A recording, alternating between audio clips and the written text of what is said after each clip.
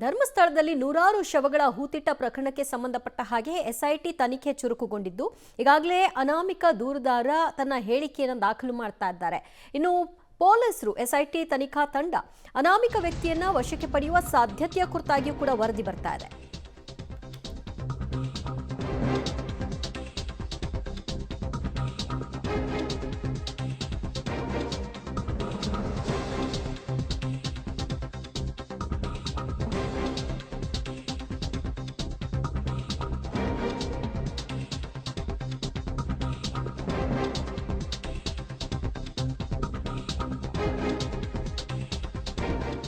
ಧರ್ಮಸ್ಥಳದಲ್ಲಿ ನೂರಾರು ಶವಗಳ ಹೂತಿಟ್ಟ ಪ್ರಕರಣ ಸಂಬಂಧಿತವಾಗಿ ದೂರುದಾರ ಅನಾಮಿಕನನ್ನ ವಶಕ್ಕೆ ಪಡೆಯುವ ಸಾಧ್ಯತೆಯ ಕುರಿತಾಗಿ ವರದಿ ಬರ್ತಾ ಇದೆ. ದೂರುದಾರನ ಹೇಳಿಕೆಯನ್ನ ಈಗಾಗಲೇ ಎಸ್ಐಟಿ ಟೀಮ್ ದಾಖಲು ಮಾಡಿಕೊಳ್ತಾ ಇದೆ. ಸತತ 4 ಗಂಟೆಗಳಿಂದಲೂ ಕೂಡ ವಿಚಾರಣೆಯನ್ನ ನಡೆಸಲಾಗ್ತಾ ಇದೆ. ಎಸ್ಐಟಿ ಮುಖ್ಯಸ್ಥ ಡಿಜಿಪಿ ಪ್ರಣಬ್ ಮೊಹಂತಿ ವಿಚಾರಣೆಯನ್ನ ನಡೆಸ್ತಾ ಇದ್ದು ದೂರುದಾರನನ್ನ ವಶಕ್ಕೆ ಪಡೆದು ಸ್ಥಳ ಮಹಜರು ನಡೆಸುವ ಸಾಧ್ಯತೆಯೂ ಕೂಡ ಇದೆ. ಧರ್ಮಸ್ಥಳಕ್ಕೆ ದೂರುದಾರನನ್ನ ಕರೆದೊಯ್ದು ಮಹಜರಿಗೆ ಪ್ಲಾನ್ ಅನ್ನ ಮಾಡಲಾಗ್ತಿದೆ.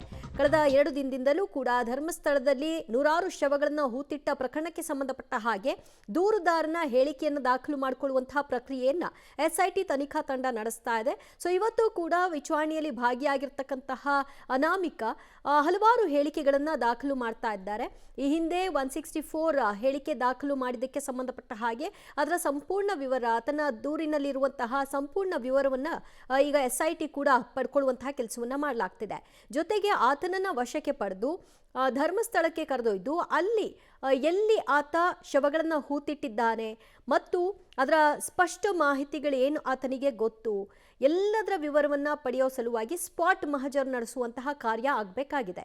ಸೊ ಈ ಹೇಳಿಕೆಗಳನ್ನು ದಾಖಲು ಮಾಡಿದ ನಂತರದಲ್ಲಿ ಪೊಲೀಸರು ದೂರುದಾರನನ್ನ ವಶಕ್ಕೆ ಪಡೆದು ಆ ಮುಂದಿನ ಪ್ರಕ್ರಿಯೆಗಳಿಗೆ ಚಾಲನೆ ಕೊಡುವಂತಹ ಸಾಧ್ಯತೆಗಳ ಕುರಿತಾಗಿ ಮತ್ತಷ್ಟು ಮಾಹಿತಿಗಳು ಲಭ್ಯವಾಗ್ತಾ ಇದೆ. ಆ ವ್ಯಕ್ತಿ ನೂರಾರು ಶವಗಳನ್ನು ಹೂತಿಟ್ಟಿದ್ದೀನಿ, ತನ್ನ ಕೈಯಾರೆ ತಾನೇ ಅಲ್ಲಿ ಶವಗಳನ್ನು ಹೂತಿಟ್ಟಿದ್ದಕ್ಕೆ ನಾನೇ ಸಾಕ್ಷಿ ಅಂತ ಹೇಳಿಕೆಯನ್ನ ಕೊಟ್ಟಿದ್ರು.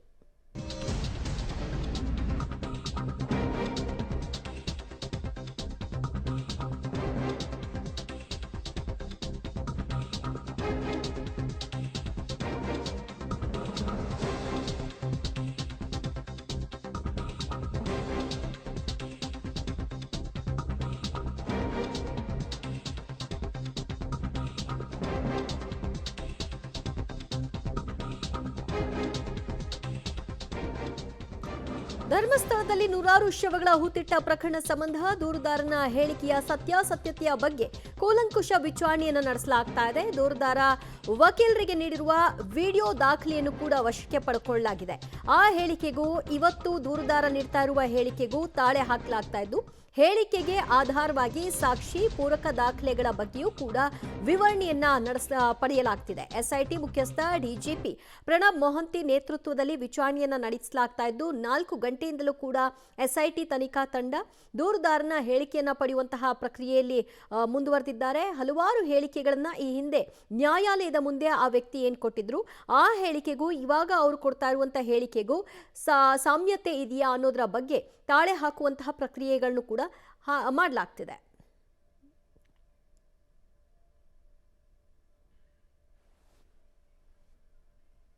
ಮತ್ತಷ್ಟು ಮಾಹಿತಿ ಪಡೆಯೋಣ ನಮ್ಮ ಪ್ರತಿನಿಧಿ ಸುಖಪಾಲ್ರಿಂದ. ಸುಖಪಾಲ್, ಈಗ ದೂರುದಾರನ ಹೇಳಿಕೆ ಪಡೆಯುವ ಪ್ರಕ್ರಿಯೆ ನಡೀತಾ ಇದೆ. ಇದರ ಬೆನ್ನಲ್ಲೇ ವಶಕ್ಕೆ ಪಡೆದು ಸ್ಪಾಟ್ ಮಹಜರಿಗೆ ಕರೆದುಕೊಂಡು ಹೋಗೋ ಸಾಧ್ಯತೆಯ ಬಗ್ಗೆ ಕೂಡ ವಿವರಣೆ ಲಭ್ಯವಾಗ್ತಾ ಇದೆ. ಸೊ ಅದು ಇವತ್ತು ಆಗಬಹುದಾ?